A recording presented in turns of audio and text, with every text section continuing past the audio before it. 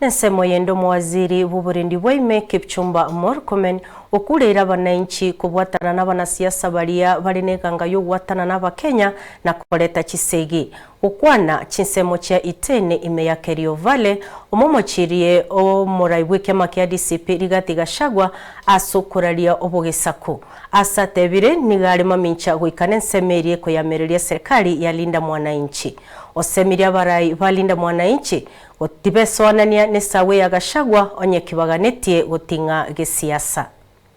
Shida kidogo tu ya viongozi kidogo sana wachache ambao ndimi zao inatumika vibaya kueleza chuki na tofauti katika nchi yetu.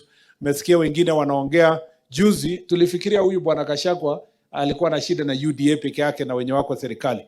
Sasa yeye amekuwa hata na shida na wale wako opposition pamoja.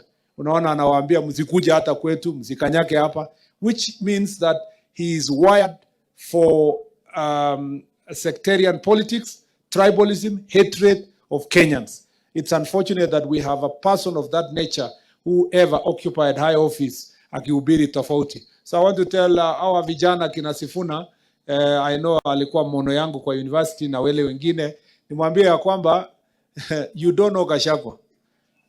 Vile mnatembea hivyo, huyo mtu anatembea na goons na atapangia nyinyi goons. I want to advise you, if I really want to say it is extremely sad that leaders, young leaders like Sifuna, like Babu Owino, among other young leaders, would ever contemplate and pick Gachagua as their role model. That is degenerating. That is working backwards. There are better role models in Kenya. You know, I wonder how Sifuna moved from, Sifuna and Babu Owino moved from Baba Raila Odinga all the way to Gachagua. That is a very fast degeneration.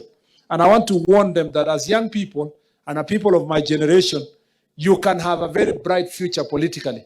But please choose the right side of history by working with the right leaders that can be able to help you move forward in your leadership. It is no longer possible for us to have the kind of leaders that we have. And I have said, whatever it takes, no matter what will happen, it is my business to protect the country from the violence and the hatred and the tribalism and the vitriol of one Rigathi Gachagua. It will be my daily business to ensure that I protect the nation. I saw him yesterday sharing AI-generated pictures of some people and said that, oh, these are hit squad causing violence. He cannot continue inciting violence in Kenya. We are now, Kenyans are clever people and they can tell who is for national